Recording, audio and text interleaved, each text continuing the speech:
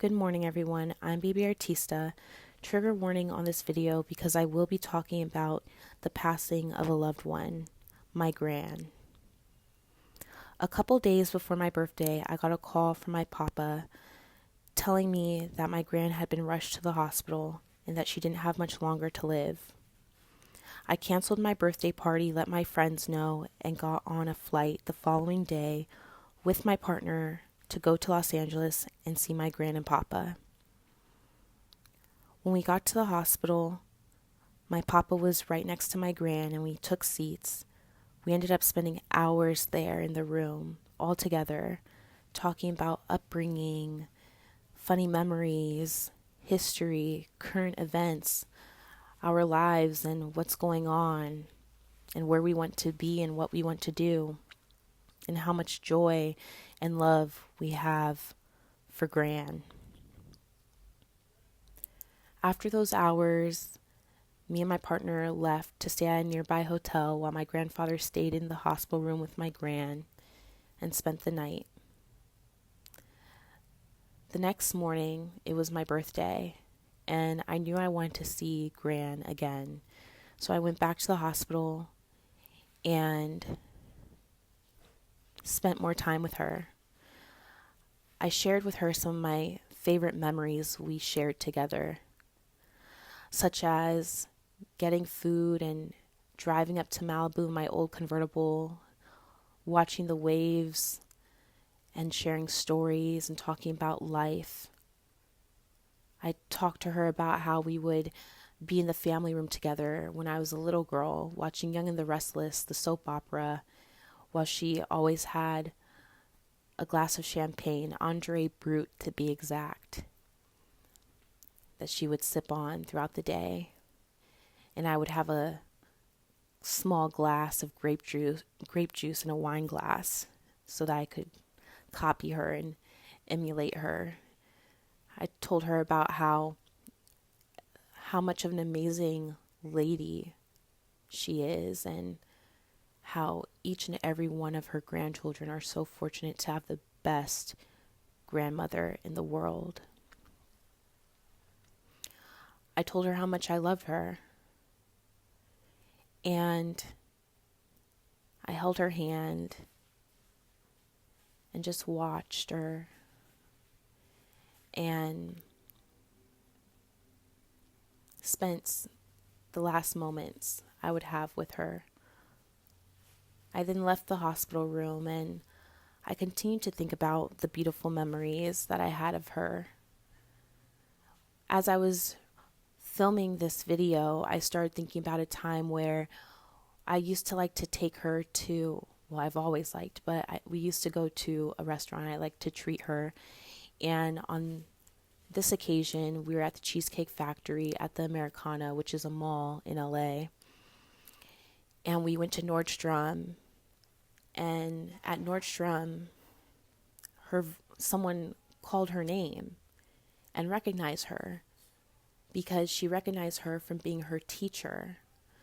Let me backtrack a little bit. My gran was a teacher. She taught first grade for many decades, and this was before I was born.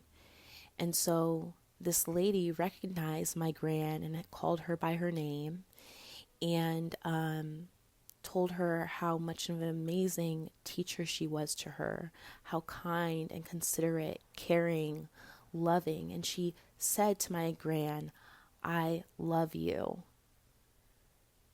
This lady also talked about how, I don't want to just call her this lady, my gran's previous student talked about how my gran was so fashionable and stylish and would match her blazer, the color of her blazer, with her heels. And she had an array of different colors and different color outfits, but they would always match. And that is my gran. She was fashionable and stylish and loving and considerate and kind and intelligent and caring and genuine. I thought about moments like that as I returned back to the hotel to meet up with my partner. And being that it was my birthday, I wanted to do something special, and I felt my gran wanted me to do something special too.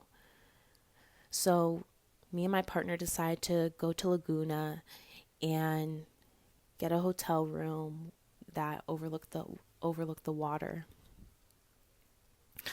As I was filming this video or putting the clips together, and I realized, I wonder if my gran put that idea into my mind to go to the ocean, because that's an experience that me and gran would share many times one summer.